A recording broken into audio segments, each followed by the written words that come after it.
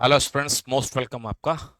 आज का टॉपिक है आवश्यक वस्तु अधिनियम 1955, द एसेंशियल कमोडिटीज एक्ट 1955।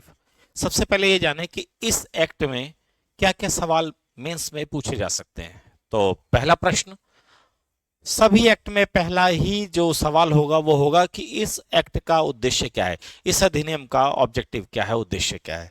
तो पहला सवाल आएगा आपका, ऑब्जेक्ट क्या है या उद्देश्य क्या है। हिंदी में तो उद्देश्य क्या है। दूसरा, एसेंशियल कमोडिटीज कौन कौन सी हैं। एसेंशियल कमोडिटीज यानी आवश्यक वस्तुएं कौन कौन सी है। आवश्यक वस्तुएं कौन कौन सी हैं। ये दो सवाल पूछे जाने की उम्मीद है। पहला, इस एक्ट का उद्देश्य क्या है। दूसरा, एसेंशियल कमोडिटीज में कौन कौन सी वस्तुएं फॉल होती हैं। तो आइए शुरू करें। जीवन जीने के लिए रोटी, कपड़ा और मकान की तो जरूरत है, पर रोटी, कपड़ा, मकान के अलावा कुछ ऐसी वस्तुओं की भी जरूरत है जिनके बिना जीवन को सुचारू रूप से चलाना संभव नहीं होगा। जैसे कि ड्रग्स। ड्रग्स यानी दवाइयां, मेडिसिन्स। दूसरा, फर्टिलाइजर्स, खाद। खाद यानी जिससे अनाजों की उत्पादकता बढ़ सके। फर्टिलाइजर बहुत बड़ा ऑप्शन है, इसके अंदर बहुत बड़ी एक्सप्लेनेशन है, पर हम ये उस दौरान के एक्ट है, ये उस दौरान की लिस्ट है बनी हुई जब खेती पर हमारा भारत ज्यादा डिपेंडेंट था, इसलिए हमने फर्टिलाइजर को रखा। फूड स्टफ्स यानी अनाज, ऑयल सीड्स, ऑयल्स, यार्न है, कॉटन है, पेट्रोलियम है, पेट्रोलियम के और पेट्रोल है, डीजल है, मिट्टी का तेल है, ये सारे पेट्रोलियम के उत्पादों के नाम से है। रॉ जूट है, सीड्स ऑफ फूड क्रॉप्स है, वेजिटेबल्स है, जूट सीड्स है। ये वो हैं जिनके बिना जीवन उतना सुचारू रूप से नहीं चल पाएगा, या जीवन को चलाने के लिए इन सब चीजों की बहुत ज्यादा जरूरत है। जैसे फूड ग्रेन्स है, फूड सीड्स हैं, अगर फूड सीड्स नहीं होंगे, फ्रूट सीड्स नहीं होंगे, या अनाजों को उगाने के लिए सीड्स नहीं मिलेंगे तो अनाज कैसे उगेगा। इवन अमेरिका की तो ये कोशिश है कि भारत के ऊपर ऐसे कुछ सैंक्शंस लगाए जाएं, ऐसे नियम लेके आए जाए कि जो उत्पाद हो रहे हैं, जो प्रोडक्ट हो रहे हैं, उनके सीड्स ना बने। तो ये भी, तो ये एक्ट हमें ये बोलता है कि सीड्स भी हमारे एसेंशियल कमोडिटीज में काउंट होते हैं। इसी इसको भी लेके और बहुत सारी बातों को लेके हमने डब्ल्यूटीओ में वह सिग्नेचर नहीं किया है। खैर, ये तो इंटरनेशनल इश्यूज की बात है। इंटरनेशनल इश्यू से एक बात और है, आप देखिए ईरान और अमेरिका का जो युद्ध चल रहा है इसराइल के जरिए, उसके तहत ऐसा हो सकता है कि भारत में पेट्रोलियम और इससे रिलेटेड जो भी प्रोडक्ट हैं वो एसेंशियल कमोडिटीज की लिस्ट में तो ऑलरेडी हैं। हो सकता है इनके लिए कोई रूल बन जाए और एक राशनिंग सिस्टम बन जाए, जैसे कि फोर व्हीलर्स को इतने लीटर डीजल मिलेगा, पेट्रोल मिलेगा, टू व्हीलर्स को इतना मिलेगा, हफ्ते में 2 बार मिलेगा। ऐसी राशनिंग सिस्टम बनाई जा सकती है, यानी कि एसेंशियल कमोडिटीज की जो भी लिस्ट है उसको रेगुलेट करने के लिए, उसकी जमाखोरी को रोकने के लिए, यानी होर्डिंग को रोकने के लिए, उसके सेल को रोकने के लिए, सेल को रेगुलेट करने के लिए और भी बहुत सारे नियम बनाए जा सकते हैं। यानी जो समाज के लिए, जो कि एक जनमानस के लिए दैनिक जीवन में जो उपयोगिता लाई जा रही है, उसको कोई होर्डिंग ना कर सके, उसको कोई इकट्ठा करके काला बाजारी ना कर सके, ब्लैक मार्केटिंग ना कर सके, इसलिए उसके लिए जो रूल बनाए गए हैं वो इस एसेंशियल कमोडिटी एक्ट के तहत ही बनाए गए। जैसे आपने सुना होगा ESMA, essential maintenance act something, वो भी इसी से ही डिराइव हुआ है। खैर, वो तो कुछ अलग है, लेकिन वो इसी से ही है कि ये सर्विसेज बहुत आवश्यक है, इन सर्विसेज को किसी भी रूप में रोका नहीं जाएगा। तो ऐसे एक्ट बना दिए जा सकते हैं। खैर, तो अब इस हर एक्ट को बनाने के लिए संविधान से किसी न किसी अनुच्छेद के जरिए ताकत मिलती है। तो इसको एसेंशियल कमोडिटीज एक्ट को बनाने के लिए आर्टिकल 369 से ताकत मिली। 369 कहता है कि central government to make such law relating to commodities which are in concurrent list. Concurrent list में जो भी वस्तुएं हैं उन पर सेंट्रल गवर्नमेंट रूल बना सकती है, आर्टिकल 369। तो ये एसेंशियल कमोडिटीज एक्ट 1955 ये सेंट्रल गवर्नमेंट का ही है। सेंट्रल गवर्नमेंट ने ये लिस्ट बनाई। ये लिस्ट अप एंड डाउन भी हो सकती है, इसकी लिस्ट बढ़ भी सकती है, इस लिस्ट में से हटाए भी जा सकते हैं। हो सकता है हो सकता है कि अब आने वाले समय में हैंग कैन को हटा दें हम, हो सकता है रॉ जूट को हटा दें, क्योंकि अब इनके अल्टरनेटिव अवेलेबल हैं। सीड्स ऑफ फूड क्रॉप्स को तो रहने ही दिया जाएगा, क्योंकि अभी इसके अल्टरनेटिव भारत में अवेलेबल नहीं है। ड्रग्स भी रहने दिए, मतलब अभी भी देखा जाए तो ड्रग्स है, फर्टिलाइजर्स हैं और पेट्रोलियम प्रोडक्ट, ये अभी भी उनको रहने दिया जा सकता है, बाकी को हटाया भी जा सकता है। एक बात तो ये हटाया जा सकता है। तो सेंट्रल गवर्नमेंट को पावर है इस लिस्ट को इनहेंस की, इनलार्ज की, या इसको मिनिमाइज की, या इसके रिडक्शन की, रिड्यूस करने की।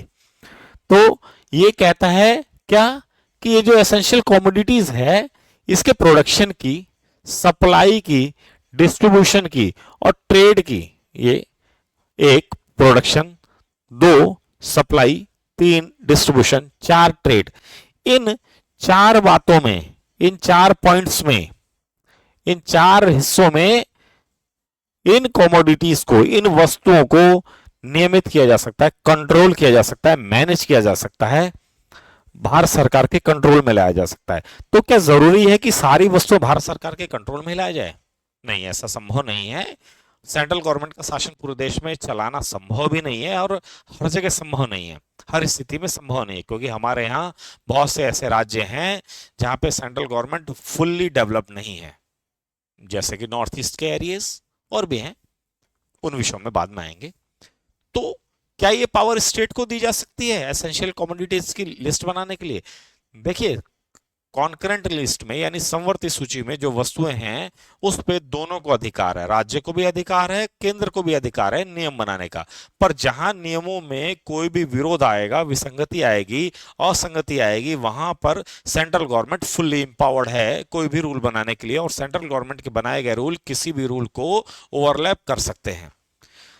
लेकिन ऐसी स्थिति में केंद्र सरकार और राज्य सरकारों में विद्रोह पैदा हो सकता है, विक्षोभ पैदा हो सकता है, इसीलिए सेंट्रल गवर्नमेंट बनाता है और कई बार राज्य सरकार को या राज्य सरकार की किसी अथॉरिटी को ये पावर दे देता है कि इस एसेंशियल कमोडिटीज को आप अपने हिसाब से अमेंड कर लें, क्योंकि ऐसा हो सकता है कि कई राज्यों में एसेंशियल कमोडिटीज की लिस्ट को बढ़ाने की जरूरत जैसे झारखंड हो गया या जो भी ट्राइबल एरिया हो सकता है वहां पे फूल पत्तियां जो हैं, जो रॉ मटेरियल्स हैं, वो भी एसेंशियल कमोडिटीज में शामिल किए जा सकते हो, क्योंकि वहां भी उनके जीने को, ऑर्गेनिक प्रोडक्ट को उठाने का, उसको इकट्ठा करने का, उसकी प्रोसेसिंग का उनको अधिकार है।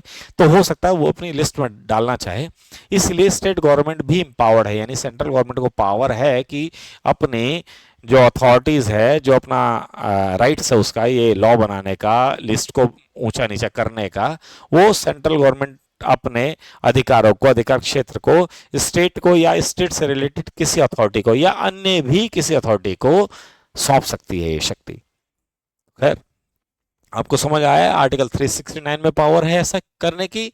इस एक्ट का ऑब्जेक्ट क्या है? इस एक्ट का ऑब्जेक्ट है production, supply, distribution and trade, यानी PSDT,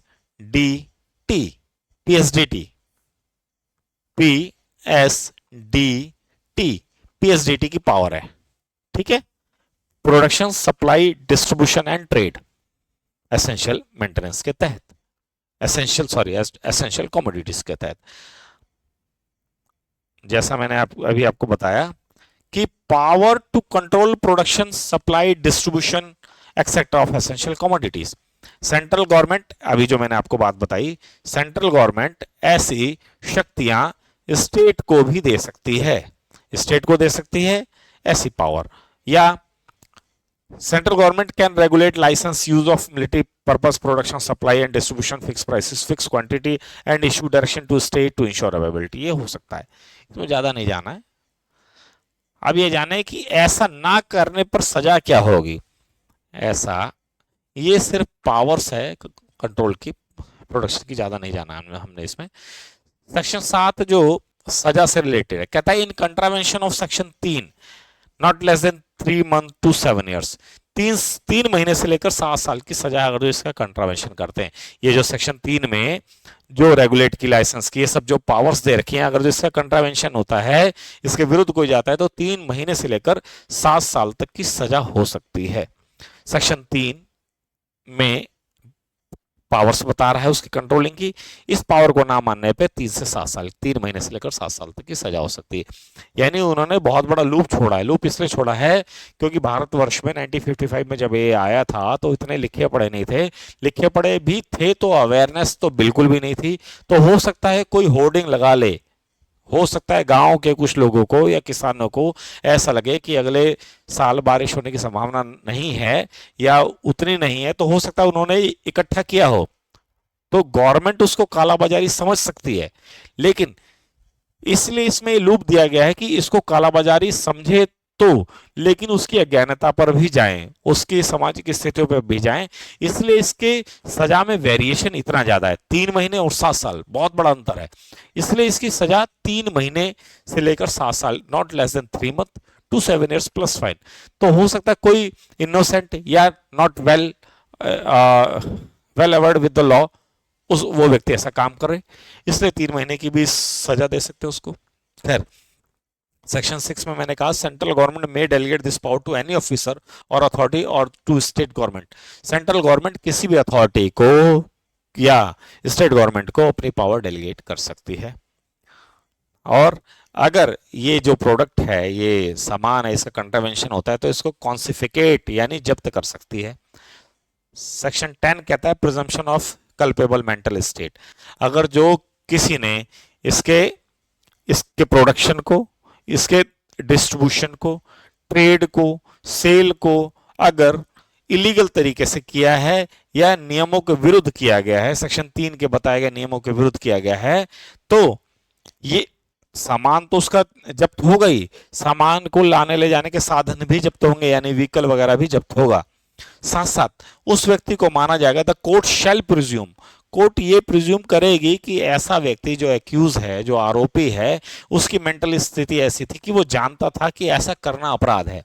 ऐसा क्यों बनाया गया? ये ऐसा इसलिए बनाया गया इस एक्ट के बारे में कि सोशल लेजिस्लेशन का एक साधन है, जैसे अडल्ट्रेशन एक्ट है, यानी भोजन में किसी प्रकार का जो मिलावट है, उसमें भी मेंटल स्टेट ऐसा माना जाता है कि कोर्ट शेल प्रिज्यूम, मैं ऐसा मानते हैं कि करने वाले को पता था। ऐसी इसको जानबूझ के बनाया गया है ताकि लोगों के मन में भय पैदा हो और एसेंशियल कमोडिटीज की लिस्ट के अकॉर्डिंग जो भी सामान है उसकी होर्डिंग ना कर सके, उसको इकट्ठा ना कर सके, कालाबाजारी ना कर सके। इसलिए इसमें इसलिए इसमें कल्पेबल मेंटल स्टेट की बात कही गई सेक्शन 10 में। ठीक है, इतना सही एक्ट है और इतना ही जानना है। मेंस में आपके जो सवाल आ सकते हैं वो जैसा मैंने आपको बताया, ऑब्जेक्ट क्या है और कौन कौन से सामान है, आवश्यक वस्तुएं हैं जो इसके अंदर फॉलो होती हैं। ये तो हार्डली बड़ा मुश्किल है कि कोई ये पूछ ले कि सेक्शन 3 में क्या है और उसकी सजा कहाँ है, क्योंकि ये सजा से ज्यादा ये शॉर्ट नोट में पूछा जा सकता है इन सामानों का। तो अगर कोई आपसे पूछता है एसेंशियल कॉमोडिटीज में कौन कौन से सामान आते हैं, आपको ये लिस्ट याद रखनी है, कॉन्स्टिट्यूशनल मैंडेट याद रखना है। सेक्शन 3 याद रख सके तो ठीक है, सेक्शन 7 याद रखना है, सेक्शन 10C जरूर याद रखें ताकि ये माना जाए कि कल्पेबल मेंटल स्टेटस क्या होता है। बहुत छोटा सा एक्ट है लेकिन आपके नंबर बढ़ाने में सहायक है। मात्र एक पेज का नोट्स हैं, मात्र एक पेज का नोट है ये। आपके अगर एक नंबर भी अप होता है तो आप हजारों लोगों से कहीं आगे निकल चुके होंगे। तो आज का यहीं तक था। अगर आपको वीडियो अच्छी लगी, समझ आए, तो इसको सब्सक्राइब करें, शेयर करें और मुझे मैसेज करें मेरे नंबर पर 8800815796 पर। थैंक्स।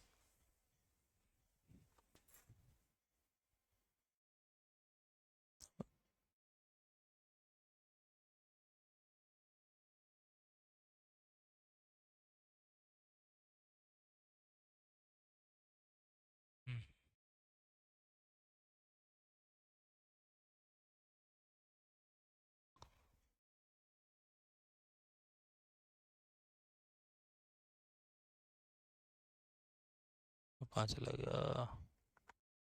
ओ